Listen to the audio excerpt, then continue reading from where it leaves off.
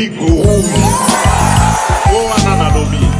Oya Kolanda, Mibeko Nangata préféré dans la famille politique na ye, Combo na ye, Big Rouge. État de droit, État Kosala. Yo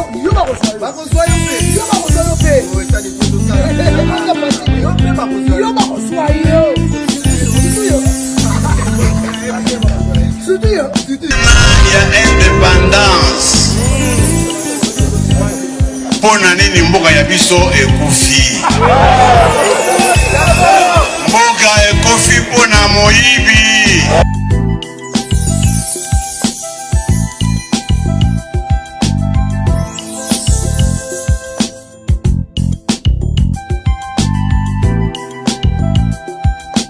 Fidèle internet, bonjour à peuple congolais, bonjour à combattantes et combattants.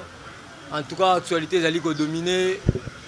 Les alliés Liwa, il y a Lissou, il y a Italie, il ambassadeur accrédité en République démocratique du Congo. Il y a cela 48 heures.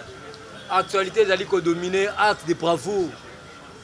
Acte de bravoure, il y a le président Aïchamar Kabounda Kaboun pour accompagner le chef de l'État Félix Antoine Tshisekedi. Dans son article 43, alinéa 4, où le B était l'enseignement de base à la gratuit, le président Aïchama Kabouna Kaboun a ça qui descend dans la circoncision. Il y a Moamba et Sika, Bafotaye, pour nous payer ça un petit rien. On a juste un geste de bravoure. Après ça, il y a une fourniture scolaire pour accompagner le chef de l'État dans la vision de la gratuité enseignement de base. Toujours dans l'actualité politique, maman la matinée politique, vous allez convoquer par le secrétaire général, la personne qui gère le parti au quotidien, Augustin Kabouya Mouanabout, AK47. En tout cas, moi, je suis à Félix Antoine Tshisekedi. En tout cas, pour un liboso et la matinée, pour la matali gouvernement union sacrée. En tout cas, nous sommes le coup parce que le ministre nous sommes comme gentil. Le ministre nous sommes 70% le lot comme gentil. C'est que vous avez 70%, vous commissaire de famille nabino. Toloba te. Ah toloba le to belango. Actualité monsieur le président de la République, nenga yambaki délégation ya Corée du Sud pour toujours matali investissement sur le plan énergie pour être Congo na biso électricité ya kitoko. Tolobela ndeko na biso le vaillant combattant parce que tu vas bagete ote mutalusha o filimité Rossi Mukendi père son âme azali compagnon de l'élite na biso c'est que to buna na ye na kata IDPS ba filimbi ba lusha ye kana ba 2016 2017 mais ngana yebishi aussi na sanzete na Pétignas to liane li pa okauka ma ya 50 francs to mela deux personnes na ligne ko ya 100 francs c'est que lobby mukola lobby ko kisa 3 ans depuis disparition depuis Karine bientôt procès bandit bandaki lobby c'est que Karine on va la poursuivre car la Bible déclare aucun péché reste impuni. Rossi Mukendi Abakoufa pour l'intérêt de la famille n'a été Rossi Mukendi Akoufi pour l'intérêt général le peuple d'abord. Thérèse Kapangala, nos vaillants combattants calcinés dans le siège il y a IDPS le 17 septembre 2016. Une date inoubliable. En tout cas, Karine, tu vas comparaître. Hein? Le numéro 1 à renseignement, ancien directeur général, Kalev Moutom, tu vas aussi comparaître. Le numéro 1 provincial, Kassongo. On va comparaître dans le dossier Rossi Mukendi. Qui a tué Rossi Mukendi? Oh, t'es porte-parole, oh, t'es bala caoutchouc. Est-ce que bala caoutchouc est au bon moment? En tout cas, toujours c'est un justice samboka na biso et ça la musala nango comme se doit. Mais le dossier aussi Mukendi, Kaleva Sangate, numéro 1 provincial, la ville la police nationale Kasonga Sangate et puis na Moutou ya Bobank, Wazara numéro 1 na Moamba, Karine Sangate. Toujours dans l'actualité politique, Tokolobela, Maïmatali, toujours diplomatie chef de l'État. Le chef de l'État a qu'à convaincre les investisseurs nyoso. Kabila, ceux qui les indien, les chinois, comment on a monopole dans beaucoup de parce que investissement, ils ont un beaucoup de bango. Régal, aux yeux Congo Fiti, aux yeux Bablo Nyoso, ils ont bloqué Kabila. Indien, ils ont étiquette. mais nazo saluer sagesse à tata Mukonza ekolo tant après tant comment azara président IDPS abi ba chinois ba indien ba bandeko na biso mais ba ko travailler ce qui était de deux côtés ba ko travailler na respect à Mibeko mais lelo yo chinois zongi chiga pakistanais zongi chiga indien zongi chiga c'est pour te dire que le chef de l'État Félix Antoine Tshisekedi on a bien la fidélité paye double pensant à quelque convaincre les investisseurs nyonso, les investisseurs allemands, les investisseurs égyptiens, partout dans le monde. Le chef de l'État qui a lavé l'image, il y a Congo et Bébaki. Actuellement, nous sommes considérés grâce à l'événement Félix Antoine Tshisekedi, chef de l'État. Double pensant, le président de l'Union africaine, le président de la République démocratique du Congo, à convaincre les investisseurs nyonso, à Talissi Bango à long et à large, à Bi. Le temps est grave. Tous les sous la dictature à l'époque actuelle, tout comme l'état des droits. État des droits sur le respect de la constitution, Indiens sont de Gonabiso, Chinois sont de Gonabiso. Mais tu vas travailler dans le principe, dans les normes, c'est la raison pour laquelle le lot, tu souhaitais que Kabila qu'en exil. Parce que tant qu'on est en exil, Mbongo wane ko profiter na ba occidentaux et ko profiter na Cour pénale internationale. Nazo pes exemple. Tant ba Kangambemba na Cour pénale internationale, c'est Mbongo wane profiter na ba Congolais. To souhaiter Kabila qu'en exil té à ça la prisonnier na Makala rejoindre Vital Kamerhe na pavillon 8. Parce que sur quel bande ya mboka ba mindele ba ko système Mbongo wana.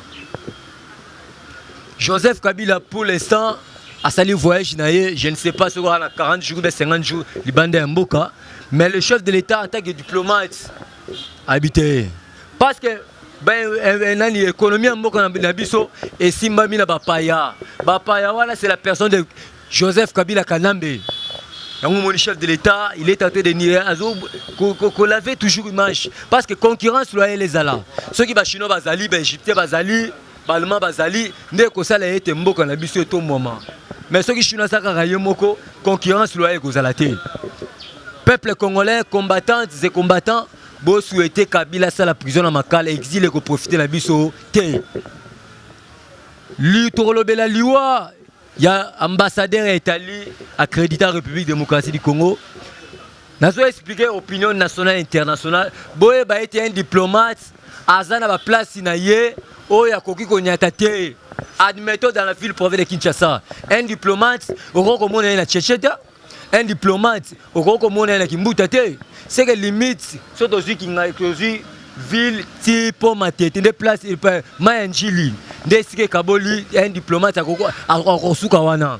C'est aussi Gombe, Timboudi, un diplomate à Kokomamboudi, à Kosuka, Nakitambo. C'est qu'un diplomate a la place où il y a Tambola. Mais le lot au monde est la deuxième fois pour éviter. Le deuxième ambassadeur à Koufa na sol congolais. Le premier ambassadeur est ambassadeur français. Oyo ba betaille Massassi à bout portant. Monsieur Philippe. Le deuxième ambassadeur est à Italie. Batouo ya utoko Koufa Koufi na mafia na e. Parce que avant un diplomate à voyager, il faut ministère des Affaires étrangères à la saisie. Et puis ministère, il y a tourisme à la saisie. Office de tourisme à Yeba. Mais tu as l'ordre de mission à Yé. Est-ce que ministère des Affaires étrangères à Yébi? Ministère du tourisme à Yébi? Et puis toi, un diplomate, qu'est-ce que tu es allé faire dans mine? Un diplomate a un chargé de mission. Un diplomate a un chargé d'affaires. Qu'est-ce que tu es allé faire dans mine? C'est un mafieux, à Koufi na mafia nae, c'est que la République démocratique du Congo ni de loin ni de près à Koufi na mafia nae. Qu'est-ce que tu es allé faire? Pourquoi pas envoyer un chargé de mission? Pourquoi pas envoyer un chargé d'affaires? Au lobité, le colo message na mafia mafieux, aningara gagna boite. Il bon faire qu'il décide les liens. Yango moni lelo, asa bâti par rebelle ADF Dalou. C'est FDLR, pardon. C'est pour te dire que dans l'IWA, il y a disparition ambassadeur, il y a Italien qui a accrédité à la République démocratique du Congo. La République démocratique du Congo, a ni de l'ONU de près, à Koufi dans l'IWA, na Yemoko. En voulant trop gagner, on risque de tout perdre. Aujourd'hui, à perdre vie, le quoi le cause, le quoi mafia. C'est pour te dire que Nous sommes les sabotage pour nous rebébir cette image à état de droit dans Mboka na biso. Pour nous rebébir cette image, il y a Félix Antoine Tshisekedi, chef de l'État. Parce que Félix Antoine Tshisekedi, chef de l'État, il incarne le valeur. Tout le monde a ambassadeur italien, déplacement il y a Aketi Samba. Est-ce qu'ils ont incarné la valeur? Ils ont incarné l'anti-valeur.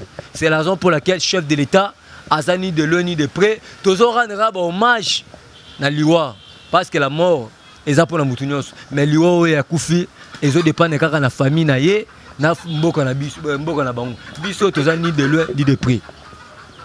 Pour la Maïmatali, geste à bravoure, oh le président Aïchama Kabounda Kaboun, oh yo, Azali ko aider chef de l'État, à Kitaki Mkola Lobby, pour nous accompagner gratuité enseignement. Oh, le chef de l'État le dit, conformément à la Constitution, l'enseignement de base est à la gratuit, conformément à l'article 43, alinéa 4. Le président Jean-Marc Kabouna, premier vice-président de l'Assemblée nationale, a qui compte sa fourniture scolaire dans la circoncision à Mwamba et si le ministère est député. Alors, bien que vous allez ingrater, dans Mwamba, il faut partager avec les élèves, les parents, les chefs d'établissement. Il y a un qui a fait sa fourniture scolaire dans quelques écoles parce qu'il a peu de moyens. Dans l'Assemblée nationale, il y a qui a fait ça. Les élèves, la circoncision, il y a un député. En tout cas, le président Jean-Marc Kaboun, il faut toujours qu'on démarre bongo pour être peuple batikala na nyongola yo. Yo za na nyongola bango te mais peuple batikala na nyongola yo pour être si on aura belle élection en 2023 pour être à la réélire encore député national la circoncision et à Mwamba. Mais Bisso IDPS, nous mettons en garde la Belgique, Bisso IDPS et puis la République démocratique du Congo. Nous mettons en garde la République de Belgique. Bisso actuellement, tous en état de dictature, tous en état de droit, c'est respect à la Constitution. Yo Belgique, tu n'as aucun ingérence, aux ingérences sur mon côté, yo c'est la République démocratique du Congo. Dans l'ère actuelle, yo ko conditionner soutien à yoté na élection en 2023. Biso peuple congolais conformément à l'article 5, nous sommes d'accord, nous avons la confiance à Félix Antoine Tshisekedi, chef de l'État. On va aller, nous sommes d'accord avec les élections en 2023, mais on ne peut jamais aller aux élections tant que l'identification est salamité. Parce que nous avons vite compris que l'enseignement de base, ils allaient profiter quand les Congolais étaient. Naba Ouara, Naba Malien, Naba Camerounais, ils ont profité de la gratuité enseignement. C'est la raison pour laquelle la Constitution a garanti l'article 5, le peuple souverain. Nous avons la confiance à Félix Antoine Tshisekedi. Mais avant qu'il y ait une élection, il faut qu'il y ait un recensement, organisation nationale d'identification du peuple congolais, même ma identification pour qui est congolais, qui n'est pas congolais. Parce que le lot, va profiter. Toboy le Kouana dictat. La Belgique Toboy dictat. Si que la biso Félix Antoine Tshisekedi, chef de l'État, papa Etienne Tshisekedi n'a mabélé. Si cet impérium dépendait de l'Europe, mais le code de Etienne Tshisekedi a su pouvoir eux. Mais ceux qui le tous ont le pouvoir. Premièrement, nous allons rendre hommage. Deuxièmement, ils allaient États-Unis d'Amérique.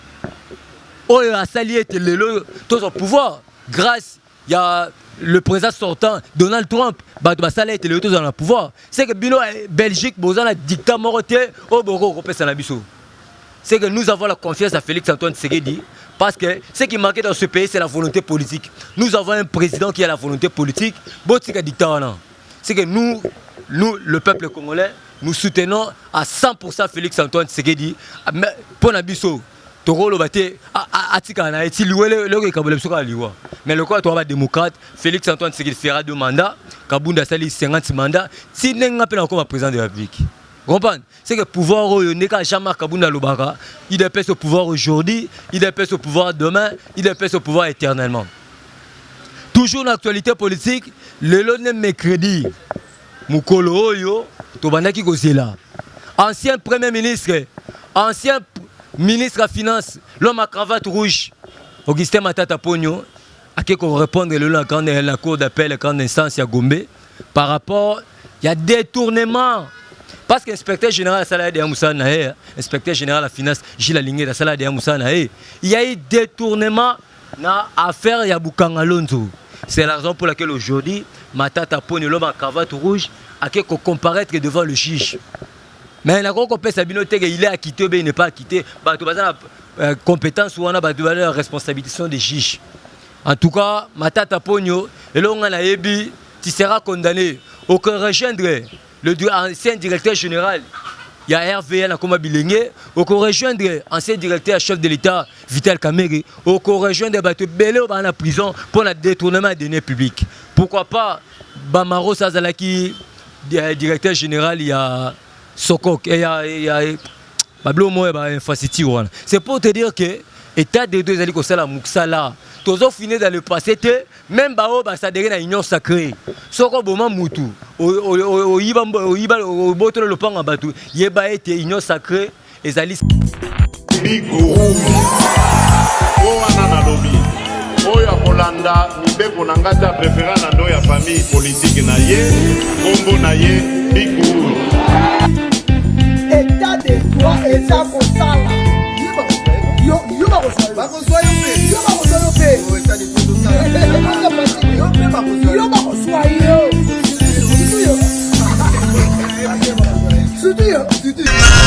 Indépendance. Pona nini mboka ya biso ekufi. Mboka ekofi pona moyibi.